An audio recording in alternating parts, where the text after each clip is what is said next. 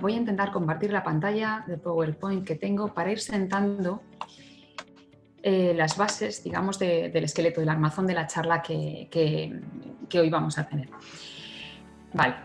Bueno, como veis el título, que es una omisión histórica, transitar del gueto a la comunidad, no es un título baladí porque está escogido precisamente por el hecho de que las mujeres dentro de la música clásica, en general dentro de la música, pero más concretamente dentro de la música clásica, parece que hemos transitado siempre desde y seguimos viviendo una especie de gueto con la intención de poder transitar, de hecho, hacia una normalidad, a una visibilidad, hacia una igualdad, digamos, ¿no? Dentro de las programaciones, dentro de los repertorios y dentro de muchos ámbitos de la música. Para saber qué vamos a hacer y para saber cómo llevar a cabo, digamos, toda esta estructura histórica, vamos a poder... Vale, voy girándolo, gracias. Vamos a intentar hacer un recorrido histórico. Y este recorrido histórico, como yo soy guitarrista, además, lo que me gustaría es ejemplificarlo a través de lo que conozco realmente bien, ¿no? Que son el ámbito de mi instrumento, el ámbito de la guitarra. Vamos a circunscribirlo al territorio español y vamos a circunscribirlo también a los últimos siglos, porque podríamos remontarnos a Hildegard von Bingen y hablar de que siempre existe una figura de la mujer. Es decir, la mujer siempre ha estado implicada como músico, como coreógrafa, como bailarina, como pintora, en todos los ámbitos de las artes. Eso lo sabemos, siempre ha habido mujeres. Otra cosa es que hayan pasado la historia por seudónimos, otra cosa es que no se les haya reconocido ese trabajo, pero a verlas siempre las hubo. De hecho, la primera mujer de la que tenemos constancia, músico, es Gracia Baptista. Pero no nos vamos a remitir tan atrás y vamos a intentar eso, circunscribirnos a un paréntesis de unos 2 siglos para que podamos no alargarnos tanto dentro de toda esta plática. Bueno, en principio lo que estamos diciendo, ¿de dónde venimos? Los antecedentes de esta invisibilidad.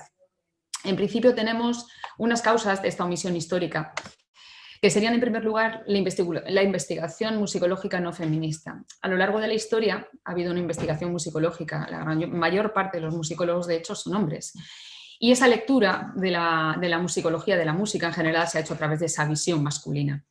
Una de las cuestiones más complicadas a lo largo de los años es que el peso del canon ha hecho que el patriarcado musical perdurara hasta muy entrado prácticamente el siglo XX. Es ahora cuando se están empezando a plantear unos estudios diferentes de la musicología, que incluyen la musicología queer. Pero realmente ese peso ha hecho que todas las mujeres a lo largo de la historia hayamos mirado a través de ese prisma, de esa musicología masculina, eminentemente masculina. También hemos tenido una visión sesgada de que los compositores han sido los grandes héroes a lo largo de la historia y además ha sido un hecho indiscutible contra lo cual poco se podía decir si no queríamos vernos expuestas a escarnio público.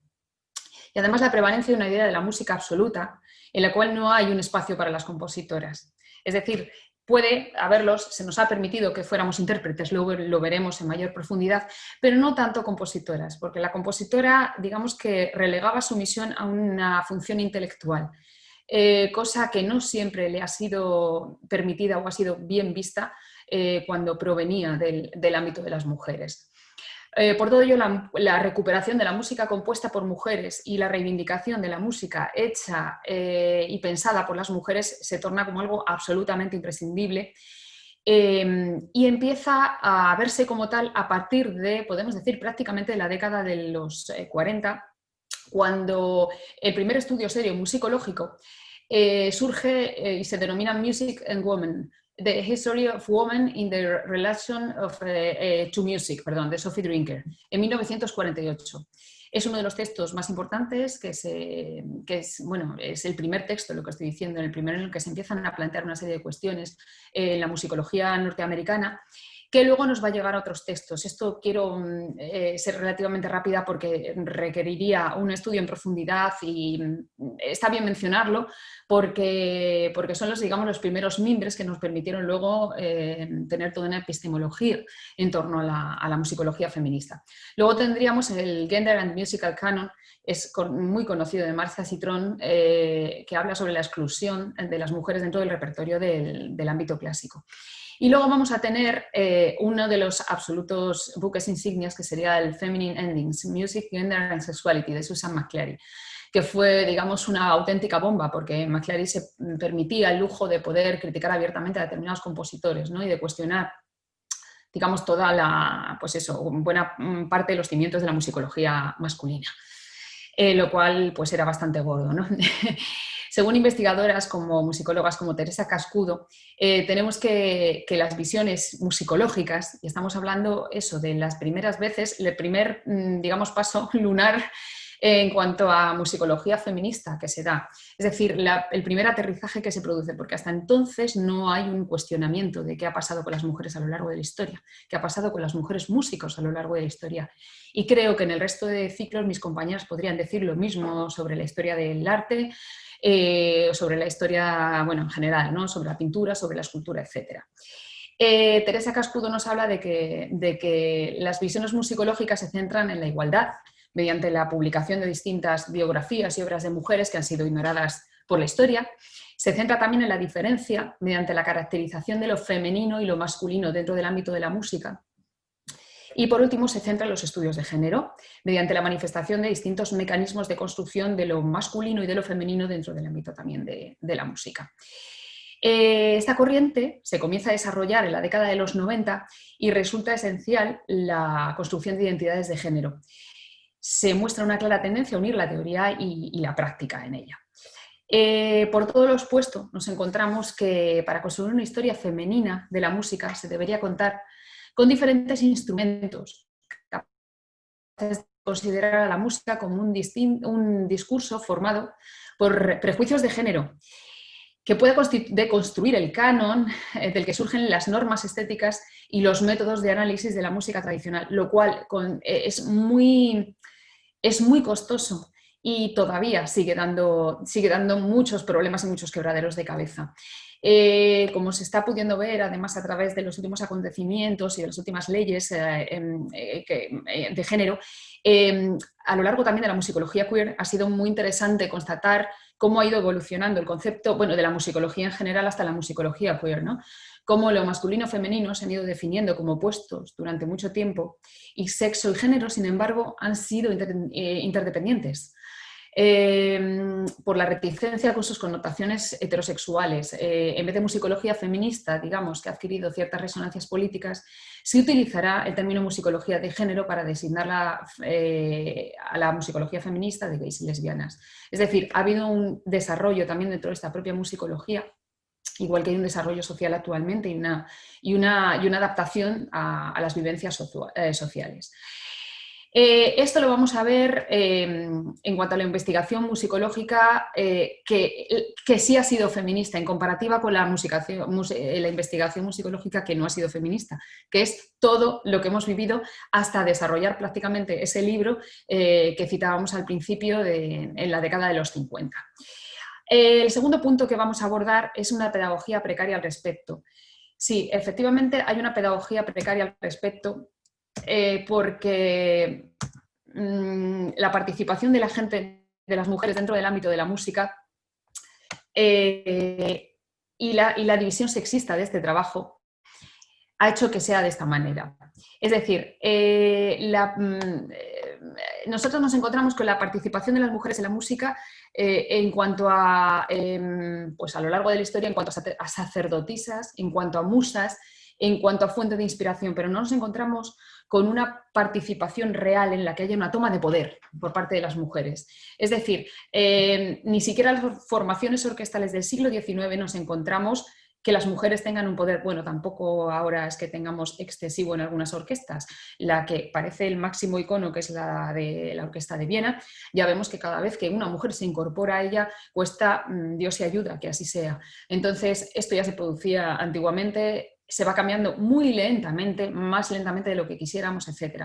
Pero lo que está claro es que aquello que signifique poder económico, político, social, religioso, militar, pues no hay una participación de las mujeres. Casi siempre suele haberlo, lo que digo, desde el lado de las musas, del lado de la inspiración y desde el lado de lo que no requiere esa visión del poder.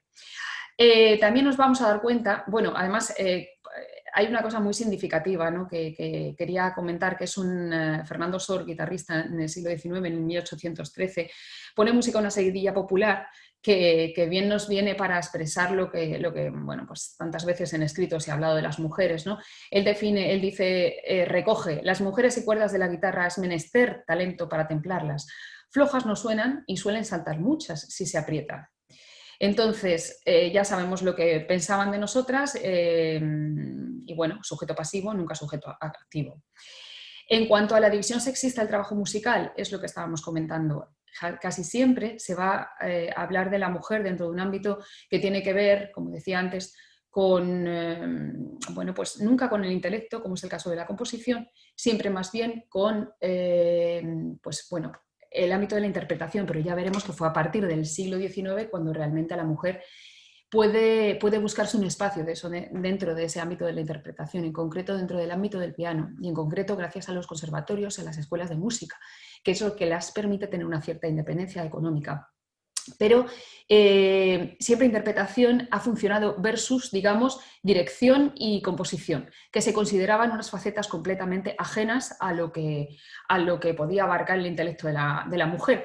Esa división sexista del trabajo también ha abarcado otros ámbitos, como es el ámbito orquestal. Desde la antigua Grecia y desde prácticamente desde que tenemos conocimiento, digamos, bibliográfico, el aulós y determinados instrumentos no estaban destinados al uso de las mujeres porque se supone que no embellecían su rostro. Lógicamente, soplar una flauta no embellece un rostro femenino, sin embargo, bueno, pues tocar y tañer era otra cosa, ¿no? Entonces, esta división sexista ha continuado prácticamente hasta el día de hoy, puesto que las orquestas, gracias a la lucha feminista, bueno, y gracias a toda la conciencia que se va adquiriendo a nivel social gracias al feminismo, pues yo creo que las niñas que estudian en el conservatorio ya no consideran que solo pueden ser artistas, o solo pueden ser pianistas, o solo pueden ser violinistas. A día de hoy ya hay trompetistas, trombonistas, percusionistas, etcétera, ¿no? Lo cual, igual, lentamente, pero vamos adquiriendo una conciencia de borrar esa especie de división que existe para tomar otros derroteros. La siguiente imagen que quería que viéramos al respecto es la comparativa. Tenemos a Teresita España, que fue una intérprete de flamenco, siglo XVIII, siglo XIX. Tenemos lo que se piensa de nosotras a lo largo del siglo XX, que es que lo que decía, yo lo relaciono con mi mundo, el de la guitarra, que es el que más conozco. Lo que se piensa que es la guitarra, el cuerpo femenino, bueno, ¿qué podemos decir, no? La botella de vino, soberanos, cosa de hombres y las formas femeninas de la guitarra, hasta pasar al siglo XXI. Esto, por ejemplo, esto es un ejemplo, lo que decíamos, de cómo se nos ha ido encasillando históricamente. Es curioso cómo el flamenco en el siglo XVIII y XIX, la guitarra en el flamenco tiene representación femenina, es decir, había grandes tocadoras, hasta que, según vamos adentrándonos en el siglo XX, según vamos llegando además a la época de la guerra civil en la que, bueno, tenemos un erial en cuanto a cultura y un retroceso en lo que consideración se le tenía a la mujer. Por ejemplo, el flamenco, que ya sé que a lo mejor va a tener detractores esto que comento, ¿no? Pero es un mundo eminentemente masculino. Y en el flamenco, desde el 18-19, en el que sí tenemos tocahoras, más que bailahoras, tenemos muchas tocahoras, cosa que no sucede en siglos posteriores, en el que el tocaor se convierte en una especie de apoyo a la bailaora, que la bailaora sí lleva implícito ese aire de fisicidad que se requiere en una mujer, no tanto de destreza al instrumento, que sí tienen, sin embargo, las tocahoras, ¿no? Es como si se hubiera producido una especie de corte a lo largo del siglo XX en esa apreciación de las tocahoras, que cayeron prácticamente en un olvido hasta que Josémi Lorenzo, con unos cuantos escritos y Lauren Chus y otras flamencólogas y otros investigadores, rescataron lo que fueron estas mujeres, ¿no? y lo que fue su borrado, y hemos llegado al siglo XXI para tener que volver a recuperar ese potencial que existía en las tocadoras flamencas. De hecho, ahora para mucha gente es una sorpresa encontrarse con un montón de mujeres en el flamenco. Muchas de ellas, como Afra Rubino, viven en Suecia, son suecas. Es curioso, ¿no? Cómo no se produce esto en España. Sí, las hay, las hay. Pero que esa reivindicación además venga por parte de mujeres que están en el extranjero, pues es muy significativo. Así que, pero claro, como decimos, tenemos el impasse en el siglo XX en el que la mujer, bueno, el cuerpo de la mujer se considera cercano a la forma de la guitarra y en el que es cosa de hombres, tanto para los tocadores como para la publicidad, como para tantas y tantas cuestiones. Bueno, tenemos una pedagogía precaria al respecto. Sí, tenemos una pedagogía precaria al respecto porque tenemos una carencia de referentes femeninos en los libros. Efectivamente no hay una contextualización. Siempre, y lo sabemos todos y todas, al estudiar primaria, a secundaria y ahora más con las leyes que tenemos que reivindicar que por favor ni en primaria ni en secundaria se acorte la educación artística, porque si no se ha podido hablar de mujeres a lo largo de la historia, ¿de qué nos vale que hay unas reivindicaciones en torno al feminismo si no nos dan ese tiempo para poder hablar y para poder incluirlas en los libros de texto y que esto se reivindique? Entonces, se necesita cuanto antes que haya realmente una ubicación de las mujeres en toda la historia y sobre todo en la historia de la música. Nombres como Clara Schumann, Fanny Mendelssohn, Pauline Viardot, necesitan estar ahí situadas. Estamos hablando en general de las europeas, pero tenemos unos referentes en España que son muy valiosos y que tampoco se conocen. Como vemos, en cuanto a la pedagogía, tenemos una foto, bueno, una imagen, también un poco en precario, pero que es muy significativa de lo que toda la vida hemos estudiado. Generalmente en todas las galerías de los conservatorios y en todas las fotos y los montajes que hemos tenido en los cuadros hemos visto a toda esta ristra de señores, pero casi nunca hemos visto a la ristra de señoras que sea... Fijaros, este mapa de creadoras de la historia de la música lo ha llevado a cabo recientemente, ha dado a luz, digamos, Akira Ventura, que es una musicóloga, una investigadora joven, y recientemente hablo de hace meses. Fijaros el tiempo que llevamos arrastrando digamos, este peso patriarcal de los compositores en comparación con el rescate de compositores que se lleva haciendo, pero es lo que estamos diciendo, prácticamente en el siglo XX. Y este mapa es muy interesante porque en él se empieza a ver cómo de verdad hay una serie de mujeres que sí que existieron. Otra cosa es que no se hayan querido reflejar. Luego el problema no es que no las hubiera, el problema es que la musicología no las ha registrado. En cuanto al segundo, volvemos a la pedagogía precaria, ¿no? Hablamos del poco aprecio por el trabajo pedagógico desarrollado por las propias mujeres. Bueno, hay ejemplos que a mí me encanta citar porque son muy significativos. Cuando se creó el conservatorio en 1835, el de Madrid, pues vemos un discurso, unas palabras de Arrieta, ¿no? Su director, que son muy significativas. ¿Y qué diremos de las notables discípulas de las clases de piano que, logrando pingües resultados, ejercen admirablemente la profesión de leccionistas, conquistando el aprecio general en las casas que frecuentan por su irreprochable comportamiento? ¿Cuántos beneficios deben a la escuela esas apreciables jóvenes? Sin la educación artística que recibieron, tal vez muchas de ellas se verían precisadas a manejar el pedal de una máquina cosedora de Singer para aliviar con penoso trabajo y escaso provecho la situación precaria de sus familias, en lugar de manejar los pedales de un piano de Erard o de Montano.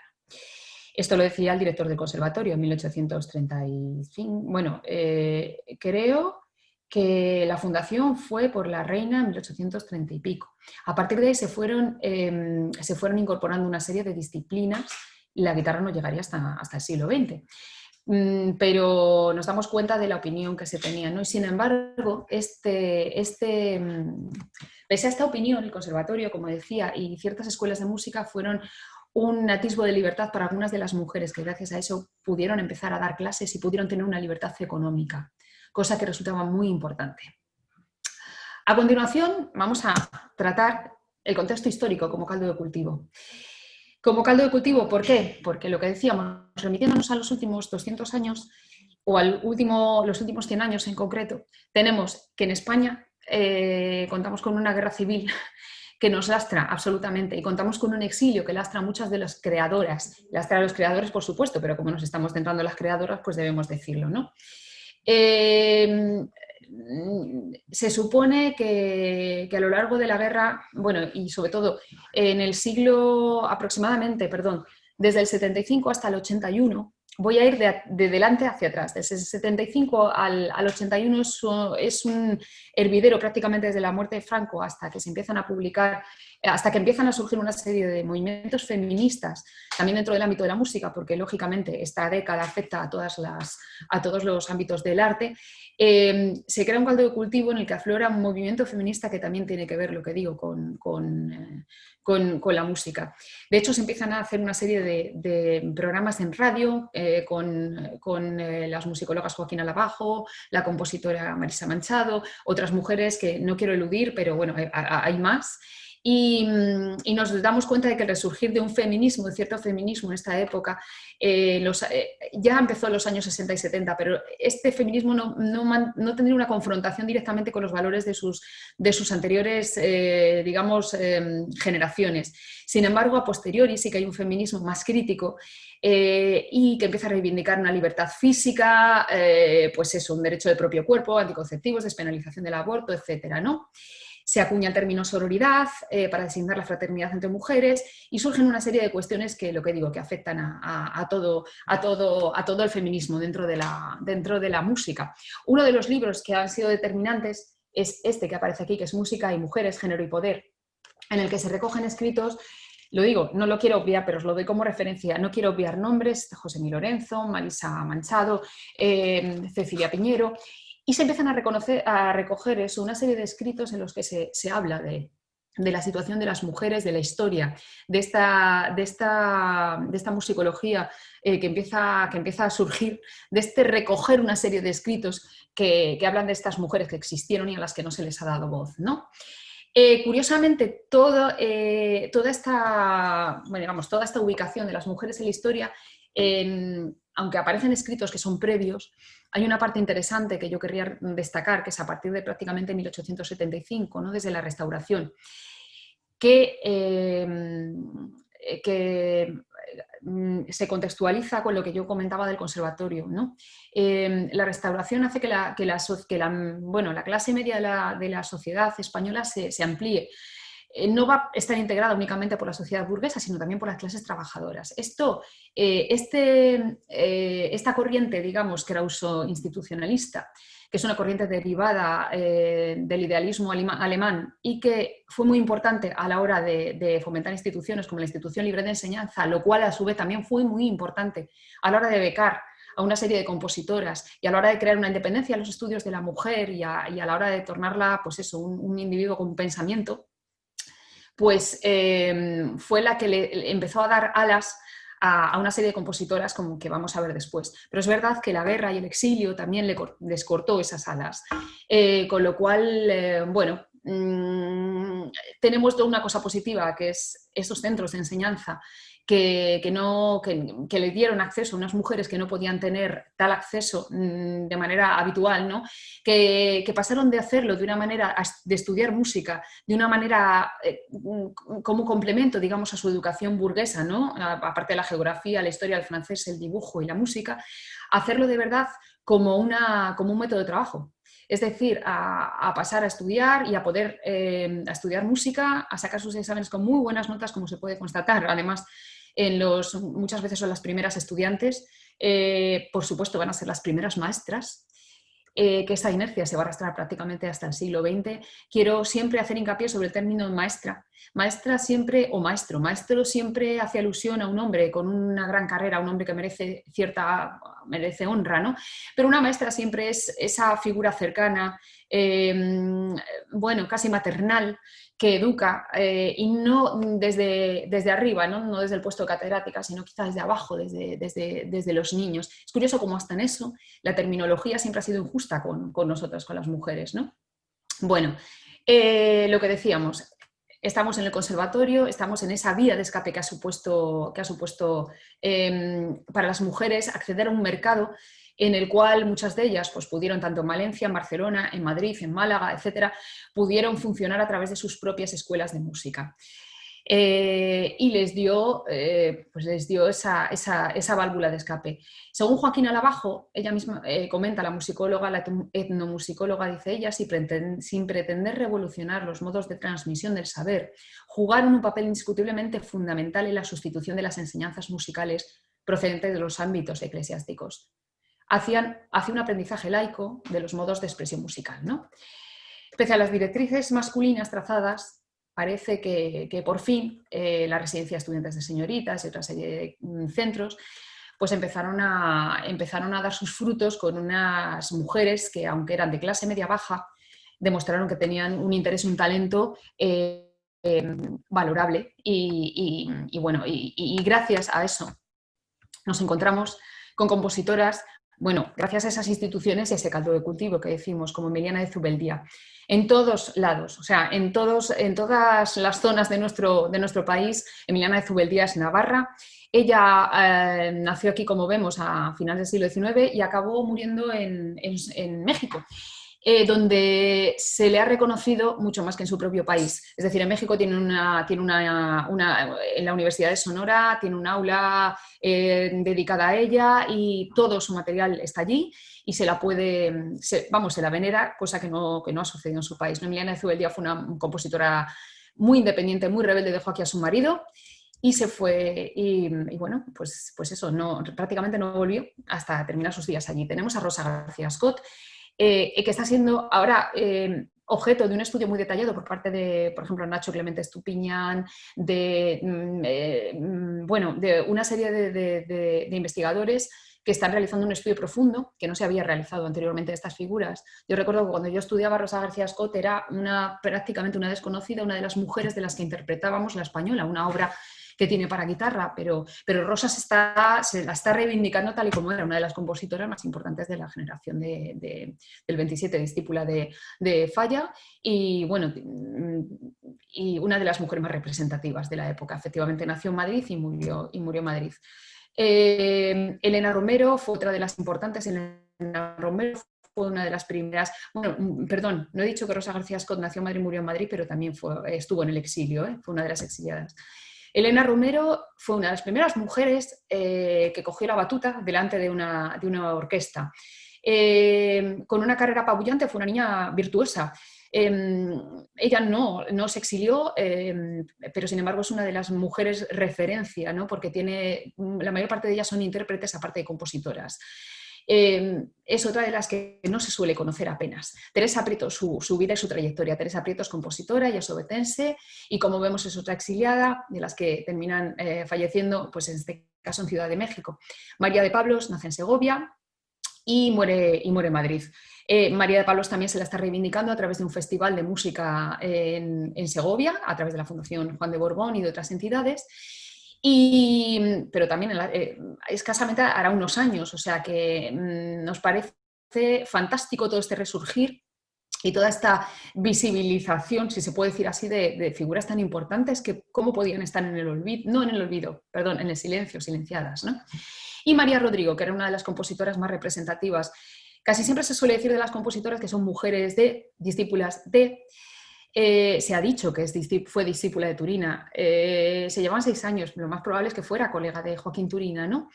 Y sinceramente, si se oye su música, aunque ha habido comentarios de determinados musicólogos que como siempre las han vituperado, ¿no? Si se oye su música y se oye la música de Turina, la comparativa, es que a veces uno cerraría los ojos y diría, bueno, es que ¿cómo sabemos que es una mujer o un hombre? Es que eso ya planteárselo es absolutamente descabellado, ¿no? Podríamos decir que es cualquier compositor de su generación. O cualquier compositor podría ser cualquier compositora, ¿no? A ver si ya descartamos esa manera de utilizar la terminología y de pensar. María Rodrigo fue la primera mujer que vio a la luz, bueno, cuya ópera, digamos, vio la luz aquí en nuestro país. Ese hito, digamos que históricamente está con Lluïsa Casagemas, que es otra compositora que no se sabe si contemporáneamente pudo ser la primera, ¿no? Pero desde luego su beckeriana, que Temes, José Luis Temes, llevaría a la escena prácticamente 100 años después de que se estrenara, en 2016, ha sido como una especie de reestreno en toda regla. Es una obra maravillosa, así que animo a todo el mundo a que la pueda oír, porque es una figura que, ya digo, es muy poco reconocida y muy importante. Murió en Puerto Rico, es otra de las que se exilió. Y ahora vamos al punto siguiente, que es la negación del propio talento. Siempre pensamos dentro del mundo de la música que las mujeres padecemos una especie de síndrome de la impostora. ¿Por qué síndrome de la impostora? Pues porque siempre pensamos que todo lo que hacemos no lo hacemos, no es que no lo hagamos bien, es que no tenemos suficiente talento para hacerlo ni para defenderlo. Una de las cuestiones que siempre comentamos es que a la mujer siempre se le pone una lupa más grande que al resto de compañeros, ¿no? Si una mujer en un momento dado mete la pata, como cuando se habla de cupos, siempre se verá su error muchísimo más agrandado que el de cualquier compañero. El cupo se ve como una posibilidad, digamos, de que las mujeres puedan entrar dentro de alguna institución, dentro de de algún ámbito, pero el cupo a veces tiene una connotación negativa, porque se piensa que, que es una manera de cubrir un expediente sin que las mujeres tengan un talento, ¿no? No es así. No es así. El cupo es una forma de abrir una brecha para que ciertas mujeres con talento, porque creo que el talento se les presupone, igual que se le presupone a los hombres, igual que se les perdona ciertos errores a los hombres, lo tenemos unas y otros. Entonces, quería poner sobre la mesa ese síndrome de la impostora, que es una cosa que siempre creo que tenemos que aprender a perdonarnos, ¿no? Y esa sensación de que yo no podré llevar a cabo. En las aulas día a día se ve como las mujeres, como las niñas, las alumnas, como no tienen unos reflejos en mujeres premiadas, en mujeres en las orquestas, en mujeres instrumentistas de viento, en mujeres compositoras, ahora ya cada vez más, pero antes no. Pues realmente piensan a partir de determinado momento de su educación que ¿para qué vas a trabajar, ¿no? Si no vas a llegar ahí, pero ¿para qué? Entonces, total y absoluta lucha contra este síndrome de la impostora y sobre todo contra esa sensación que ha planeado durante muchas generaciones sobre las mujeres, sobre las creadoras en general, que pone de manifiesto la musicóloga, como comentaba antes, Lauren Chus, que está centrada ella sobre todo en la mujer y el flamenco. Cuando decía sus palabras, me sorprendía el hecho de que no existiesen guitarristas femeninas en el mundo flamenco, justo cuando en la música clásica son tan numerosas. Bueno, tampoco tanto, tampoco tanto. Por lo menos reconocidas no lo son. Pregunté a todas las cantadoras que encontré el porqué de este hecho y si percibían que se estuviese produciendo algún cambio evolutivo. En sus respuestas pude apreciar que muchas de ellas jamás se habían planteado ni siquiera la cuestión. Pues esto es lo que sucedió cuando llevé a cabo un trabajo de investigación, mi idea, en 2013, hice una comparativa entre las compositoras en la primera mitad del siglo XX y en la segunda mitad del siglo XX. Y lo que me pude dar cuenta es que la de la primera mitad del siglo XX apenas apreciaban que hubiera habido algún tipo de machismo o no se las había dejado a un lado en ningún momento. El caso es que fueron pioneras en muchos ámbitos, estaban ellas solas, pues trabajando en los conservatorios, solas componiendo, solas, pero no eran conscientes. Ellas decían que eran bien tratadas por sus colegas compositores o por sus colegas intérpretes y que no todas, pero buena parte del principio del siglo sí que lo comentaban. Y a veces creo que ese síndrome de la impostora va unido a esa capacidad de no ser consciente, porque realmente trabajamos por una inercia secular, esa inercia que hablábamos del patriarcado, heteropatriarcado y del canon, que no nos hace ver que realmente no es normal. No es normal que haya pocas mujeres en los centros educativos, en los centros superiores educativos. En los centros educativos hay una mayoría. No es normal que haya pocas mujeres en las orquestas. No es normal que haya pocas mujeres en el desempeño de la gestión de la música clásica y de otras entidades e instituciones que tienen que ver con la cultura. No es normal. El hecho de no verlo o de no sentirlo porque nos hayan hecho sentir así no quiere decir que sea normal. Este comentario de Lauren Chus nos vale para meternos en el mundo de los techos de cristal, que es otro de lo que a colación nos ha impedido muchas veces ver ese, o ser capaces de entender nosotras mismas esa trascendencia del hecho de no ver qué está pasando, ¿no? En el caso de la guitarra, por ejemplo, he traído dos fotos que son muy significativas. ¿Veis? Como el techo de cristal también a veces es un techo de cristal físico. Los guitarristas han podido tocar durante muchísimo tiempo, las tocadoras tocaban con la pierna cruzada. Pero dentro del ámbito del clásico ya podían tocar con las piernas abiertas. Esto se puede extrapolar a otros instrumentos que seguramente tendrán sus cruces relativas, ¿no? Pero en el caso de la guitarra vemos como nosotras siempre tenemos que tocar con las piernecillas juntas, cuando no una pierna por debajo de la otra. Esto conlleva sus consecuentes dolores de espalda, su mala colocación del cuerpo, etcétera, etcétera. ¿Por qué unos sí y otras no? Pues probablemente, a lo mejor ellas tampoco se lo han planteado en su momento, era el decoro, eran las leyes de la época, era lo correcto, lo decoroso, pero no lo justo. Entonces, este tipo de cosas que ni las planteamos, muchas veces son los propios techos de cristal físico a lo que hemos estado expuestas durante muchísimo tiempo. La situación laboral que vemos también, que quería comentar, es, pues no deja de ser un reflejo de estos techos de cristal. Hicimos una encuesta a través de la Asociación Mujeres en la Música en la que se reflejaba cuál era la situación con el COVID. Y nos dimos cuenta de que había una parte dentro del ámbito clásico que son trabajadoras por cuenta ajena, es decir, que son pedagogas, siguen siendo pedagogas, se arrastran esta inercia de la pedagogía a la que hablábamos. Otra parte que son empleadas públicas, es decir, pues empleadas públicas que probablemente trabajan en conservatorios y centros educativos, y muy pocas son empresarias y muchísimas menos son autónomas. Vemos cómo dentro de este ámbito, el otro día lo comentábamos además en una charla, incluso sobre todo dentro del ámbito de la cultura, es muy difícil vivir de la música, no es fácil vivir de la música, tienes que vivir de algo más y generalmente sigue siendo de la pedagogía, de aquello que decíamos que fue nuestro primer vuelo de independencia. En nuestras primeras alas, pues todavía seguimos igual. Como podéis ver, a la dedicación dentro de la mujer, dentro de la música académica, que es, digamos, la música académica es el mayor, grosso, digamos, el corpus de las integrantes de nuestra asociación, de la Asociación Mujeres en la Música. Por eso podemos recoger estos datos. Entonces vemos que la mayoría efectivamente son pedagogas, gestoras culturales, pedagogas o intérpretes, sigue siendo igual, musicólogas, compositoras, ya empieza a crecer el número. Pero en dirección de orquesta vemos los casitas que estamos, en lutería, en musicoterapia, en producción musical, es que es un fiel reflejo de lo que sigue sucediendo todavía, aunque avanzamos, pero avanzamos, como decimos, muy, muy, muy lentamente. Bueno, ¿dónde nos encontramos? Con esto llegamos a la tercera parte, porque ¿dónde nos encontramos y dónde queremos llegar? Nos encontramos en un contexto social en donde, hay una politización musical. Musical no, de la cultura, yo me atrevería a decir, y una reactivación del pensamiento feminista de la década de los 80. Ahora se están discutiendo de nuevo las leyes que tienen que ver con el feminismo. Hay una polémica, como todos sabemos, en torno, que no me quiero meter además en este tema para no crear más polémica, ¿no? Que ha llevado a las feministas a enfrentarse, etcétera. Hay quien dice que estamos efectivamente ya embarcadas en la cuarta ola del feminismo. Yo lo que quiero decir es que en el contexto social en el que nos movemos es curioso cómo, visto desde fuera, hace poco manteníamos una reunión con una ministra alemana, Michelle Muntefergen, del SPD, y ella nos decía que España se veía como un ejemplo de feminismo. Y sé de universidades extranjeras, en el caso de Inglaterra, que están estudiando España como el germen de un amplio movimiento de feminismo que se está produciendo en pleno siglo XX.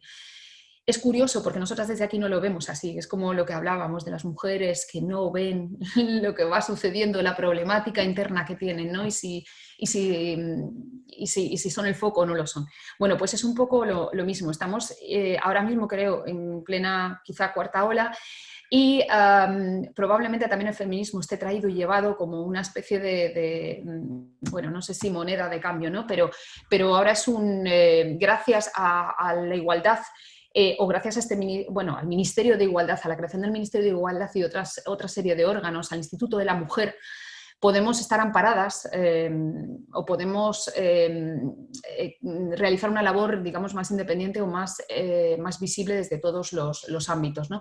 Esto incluye también el ámbito de la música, por supuesto. Y bueno, ojalá tanto una como otra entidad sirvan para podernos hacer visibles, ¿no? Como veis, en el caso, por ejemplo, de la Asociación Mujeres en la Música, que es de lo que yo puedo hablar y de lo que supone la asociación, porque el asociacionismo está haciendo una labor importantísima. Nos estáis invitando desde una asociación para hablar, a mí, claro, yo tengo que hablar de la asociación también, porque creo que lo que están consiguiendo las asociaciones es activar a la gente a nivel social. Y en el caso, por ejemplo, de la asociación nuestra de Mujeres en la Música, crear la sororidad como un vínculo, ¿no? como una especie de nexo de unión de muchas mujeres que hasta ahora tenemos unas 160 socias, vamos camino de las 170, que hasta ahora probablemente habían sido muy independientes en su manera de pensar. La música académica también arrastra digamos, un conservadurismo que es difícil de romper. Pero si hablamos con otras colegas de otras asociaciones, como es Mujeres en la Industria Musical, nos van a decir que tanto el rap como la música pop como otras están igual. Es decir, no porque nosotras creamos que ese conservadurismo de la educación musical de 200 años de legado cerrado en conservatorios y ese enclaustramiento tan mentalmente, digamos, añejo, genera estas cuestiones. No, otras asociaciones también lo viven de esta manera y ya digo que se dedican a las músicas actuales, ¿no? ¿De qué nos ha servido a la Asociación Mujeres en la Música poder estar ahí o de qué nos ha servido? Pues nos ha servido para estar presentes en festivales de música como Ellas Crean, que el Festival de Música Ellas Crean es uno de los más potentes a nivel general dentro del ámbito de la música, porque recoge varias tendencias y Concha Hernández, su directora, ha hecho de aglutinante para que todas las asociaciones dentro del mundo del arte podamos estar reivindicando. Dentro, todas estas cuestiones que se cocieron en Ellas Crean han pasado por el tamiz del Observatorio de Igualdad, que ahora mismo es un órgano que se creó en 2018, dependiente del Ministerio de Cultura, pero que supone un altavoz para todas nosotras dentro de la música, dentro del cine, dentro de las artes visuales y dentro de la literatura. ¿Qué podemos decir? Vamos a ver. Del tema que nos atañe, para ir terminando, que no me quiero extender, la música académica y las mujeres en el siglo XXI. Transitar del gueto a la comunidad, que es lo que decíamos, que es lo que manifestábamos en nuestro título, es sobre todo poder estar presentes en las programaciones de concierto, en el caso de las mujeres en la música. Es decir, la asociación nuestra, que tiene 32 años de existencia, a lo largo de toda su existencia se ha preocupado por hacer conciertos que tengan que ver con mujeres, pero conciertos de los que las mujeres prácticamente, para dar a conocer esas obras, para dar a conocer esas creaciones, se cerraba dentro de un gueto. No es una crítica, todo lo contrario, es la única manera que teníamos de hacerlo. Lo que creo es que tenemos que aspirar en pleno siglo XXI es que transitemos de ese gueto a una comunidad, es decir, exigir que se nos metan los conciertos en las salas de conciertos, en las programaciones, que se normalice, es decir, que no seamos esa rara avis que estamos programadas en un rinconcito, en un festival, en un programa. No, somos parte más de la historia de la música, lo que decimos es lo que estamos reivindicando. No somos un gueto, somos media humanidad. Y como tal queremos que se nos trate, con lo cual ese tránsito incluiría pues, lo que estamos diciendo, las programaciones de concierto, la representatividad. ¿Por qué se conoce a Dudamel a pie de calle como director de orquesta y no se conoce a Alondra de la Parra? Preguntas tan aparentemente simples como esto, pues porque generalmente siempre hay un enunciado masculino y un hombre masculino al que se conoce, pero no uno femenino, y más dentro del ámbito de nuestra música, como decimos. Conciencia crítica a nivel generacional, es lo que queremos buscar. Necesitamos una conciencia crítica a nivel generacional porque necesitamos unas nuevas generaciones formadas, unas expectativas en el alumnado y necesitamos una opinión del alumnado que estamos formando en los centros educativos que tenga, lo hemos visto a través del 8 de marzo, la cantidad de gente joven, y la cantidad de gente joven, tanto mujeres como hombres, que salían a la calle a pedir que, por favor, bueno, pues eso, que transitáramos ya hacia un mundo normalizado, que la igualdad se hiciera patente, y esto incluye, pues, hacerlo patente en todos los ámbitos. Y no lo decimos solamente en el ámbito de la música que nos atañe, es que tampoco lo está, como decíamos, dentro de la música del rap, del pop, del folk. Como decíamos, ¿no? El hecho de que vivimos perpetuando unos planes de estudio que llevan 200 años funcionando y que probablemente tengamos que dinamitarlos de alguna manera y hacer que, bueno, pues que se cree una nueva conciencia, ¿no? La educación musical, de hecho, ha contribuido y continúa contribuyendo a construir un discurso y perpetuar estos hábitos, y es lo que creemos que gracias a la gente joven se tiene que romper, y se está haciendo también dentro del ámbito de la música clásica. Cada vez, como digo, hay más tesis que versan sobre mujeres, cada vez hay más mujeres y hombres que están realizando investigaciones sobre este hecho, cada vez hay más documentales que hablan sobre las mujeres y cuál fue el papel de ellas en la música, ¿no? En el ámbito pedagógico, pues lo estamos hablando, ¿no? Hay un compromiso militante, yo creo, a nivel individual cada siempre, pero un compromiso militante no es suficiente. No es suficiente que, por ejemplo, desde nosotras, desde el ámbito de mujeres en la música, que es lo que, pero no solo nosotras, es que esto lo hace la gente individual en sus conservatorios, tengamos un ciclo que se llame Música de Mujeres en las Aulas, que es un ciclo que llevamos haciendo con la buena fe y la voluntad de determinadas personas que los conservatorios dan pie a ello, para que sus alumnos busquen música de mujeres e interpreten música de mujeres. Gracias a estos ciclos y a esa voluntad de esos docentes, pero que, como digo, es a nivel hormiguita, a nivel de una militancia individual absolutamente pequeña, que se tendría que amparar y compartir a nivel institucional. O sea, siempre decimos, y otra reivindicación, que no lo podemos hacer solo nosotras, que nosotras estamos en la base de la pirámide, que lo tienen que hacer las instituciones y los políticos, este tipo de cuestiones, que son los que tienen la difusión, que son los que tienen el dinero y que son los que tienen la capacidad de que todo esto llegue a todas partes, la fuerza, la economía. A veces los asesores, a veces si escucharan un poco las que están a pie de calle, les vendría muy bien escuchar esta realidad, ¿no? Simplemente con estos ciclos los alumnos han adquirido una inercia, y las alumnas, que les permiten cada año preguntar por, bueno, ¿y cuándo se hace este concierto? Llevamos ya unas cuantas ediciones, como veis, la quinta edición fue en el 2019, vamos a hacer la séptima, bueno, la sexta no hemos podido, pero haremos la séptima en 2021, y es una manera de crear conciencia, de hacer que las generaciones jóvenes se involucren y de conseguir que de verdad, por fin, se pueda saber qué sucede en las aulas con las mujeres, ¿no? Eso es uno de los proyectos pedagógicos. Como digo, la demanda de la información al respecto se produce desde muchos ámbitos, y uno de ellos es desde las jóvenes generaciones, y esperamos que a nivel social general, cuando de verdad, cuando de verdad se tome una conciencia y empecemos a aparecer en los libros de texto, que es una de las cuestiones a las que deberíamos llevar. Como último, quiero hablar de la labor de la Asociación Mujeres en la Música, como aglutinante, como difusora y a nivel propositivo. La Asociación Mujeres en la Música lleva funcionando 32 años, como decía antes, y bueno, el trabajo que está llevando a cabo, y con esto ya quiero ser breve, es un trabajo prácticamente de pedagogía, prácticamente de apostolado, en el sentido de conseguir que de una forma u otra a las mujeres, a las 160 socias, que son muy diferentes, muy distintos ámbitos, desde el folclore, la musicología, la gestión, lo que digo, la lutería, puedan tener una cabida, puedan tener cabida dentro del mundo de la cultura.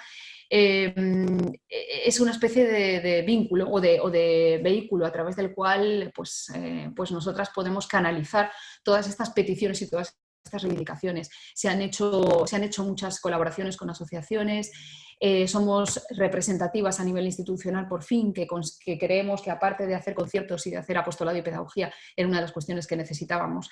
Y desde luego aspiramos a quererlo todo. ¿Qué queremos decir con quererlo todo? Pues Hay una frase que a mí me gusta de las investigadoras y de las políticas, Esperanza Bosch, Victoria, bueno, lo podéis leer. La lucha de las mujeres por la igualdad de derechos tiene una larga historia. El derecho a la educación, al trabajo digno y remunerado, al voto y, en definitiva, el derecho a la ciudadanía ha representado un largo camino difícil, en muchas ocasiones solitario e incomprendido incluso por aquellos a quienes se les atribuía una mentalidad abierta y progresista. La causa de las mujeres siempre jugó en segunda división y todavía hoy se levantan voces que preguntan ¿pero qué quieren las mujeres? ¿Dónde quieren llegar? Bien, la respuesta es fácil, lo queremos todo, que es lo que comentábamos. Lo queremos todo, es decir, no queremos dejarnos nada en el tintero. Aspiramos al poder, aspiramos a estar presentes en todos los ámbitos, aspiramos a cobrar lo mismo, aspiramos a estar. Y por último, una de las cosas más importantes que queremos reivindicar y que estamos viviendo actualmente es la reivindicación a nivel asociativo del cumplimiento de la Ley de Igualdad. Desde nuestra asociación se está pidiendo la firma de la Carta de Igualdad en todos los ámbitos de la cultura y la adopción de medidas punitivas al respecto. Ahora no nos queda más que pedir que todas estas cifras que vais a ver en la pantalla, las cuales hay un reflejo de las obras que se programan de mujeres, fijaros bien cómo son 3%, a lo largo de los festivales que se produjeron en 2019 y 2020, en el que se supone que también íbamos a tener una ayuda por la pandemia, por el COVID.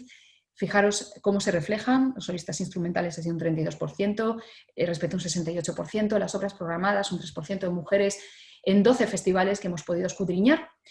Y estos gráficos siempre nos dejan un mal sabor de boca, como el estudio que llevamos a cabo, donde están las mujeres en la música sinfónica, que lo llevamos a cabo con la Asociación ANCE, Fundaciones GAE Clásicas y Modernas, donde también podéis apreciar las cifras que existen, ¿no? Un 1% de obras programadas, un 4% de compositoras vivas, 0,6% de obras de compositoras de otros países. ¿Dónde están las mujeres en la música sinfónica? Pues ni están ni se las espera. Las cifras reales son estas. Y tenéis abajo las cifras reales de los titulados en los conservatorios. Con estas cifras, ahí tenéis también del total de directores, que bueno, podéis meteros en la web de Mujeres en la Música y podéis observarlas porque realmente no tienen desperdicio. Siempre decimos que son bastante deprimentes, pero son lo mejor a la hora de darnos cuenta de la situación que vivimos actualmente. Estamos mejor, sí, por supuesto, pero queda muchísimo por hacer. Y quería despedirme con una frase de Magdalena Casulana que dice que desea mostrar al mundo tanto como pueda en esta profesión musical la errónea vanidad de que solo los hombres poseen los dones del arte, el intelecto y de que estos dones nunca son dados a las mujeres. Desde luego, nada más puedo decir. Muchísimas gracias por la oportunidad que nos habéis brindado. Desde la Asociación Mujeres en la Música, yo en concreto como humilde guitarrista y integrante de dicha asociación y mujer comprometida con el feminismo, esperamos que esta ubicación dentro de, digamos, de un ámbito histórico de cuál ha sido el papel de las mujeres, ¿no? Este recorrido tan rápido, sé que me he extendido demasiado, pero es que es muy difícil, os haya sido interesante y bueno, pues pueda crear pueda constituir un panorama de lo que ha sido la vivencia de las mujeres dentro del ámbito de la música.